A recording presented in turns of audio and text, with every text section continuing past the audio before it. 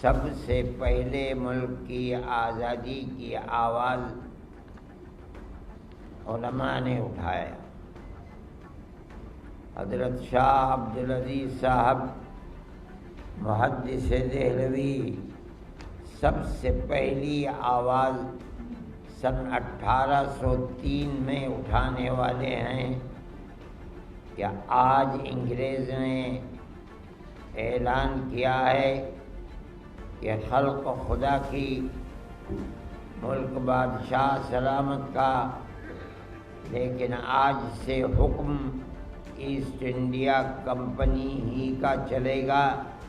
اسی دن انہوں نے اعلان کیا تھا کہ ہندوستان غلام ہو گیا، اس کو آزادی دلانے کے لیے اپنی جان کی قربانی پیش کرنا ہر مسلمان کا اور ہر ہندوستانی کا فرض ہے۔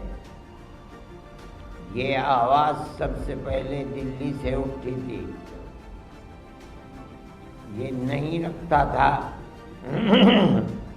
کہ تمام راجا مہاراجا نواب اور بڑے دولت مند ہوں کہ غریب جس میں طاقت نہیں تھی کہ وہ اپنی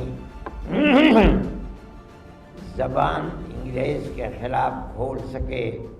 یہ آواز صرف ایک آواز تھی جو دلی کے ایک مدرسہ رحیمیہ مدرسہ اور ایک مسجد سے اٹھی تھی۔ یہ تصور نہیں ہوتا تھا کہ کبھی اس آواز کے اندر اتنی طاقت بھی ہو سکتی ہے، لیکن میں ایک حقیقت آپ کے سامنے رکھتا ہوں۔ بڑی بڑی قربانیاں دی ہیں۔ شاہ عبدالعزیز صاحب محدث دہلوی کو زہر دے دیا گیا، دلی سے ان کو نکال دیا گیا، ان کی جائیداد کو انگریز نے قرق کر لیا۔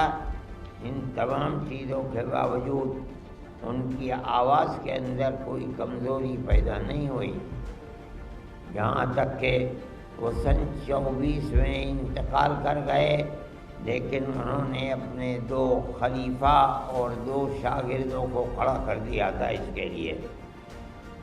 جو کھڑے ہوئے انہوں نے لڑائی لڑی اور اس لڑائی کا نتیجہ ہوا کہ بالا کوٹ کے میدان میں جنگ ہوئی۔ ہم صحیح کہتے ہیں کہ اس جنگ میں ہمارے بزرگ ہار گئے، دونوں بالا کوٹ کے میدان میں شہید ہو گئے، لیکن تحریک نہیں مری۔ لوگ وہاں سے ہٹ کر دلی آئے، پنجاب آئے، سنبھل آئے، مراد آباد آئے، اور انہوں نے آ کر کے وہی تحریک جو شاہ عبدالعزیز صاحب کی تھی کہ ملک کی آزادی ہر ہندوستانی پر فرض ہے، اس تحریک کو اٹھایا۔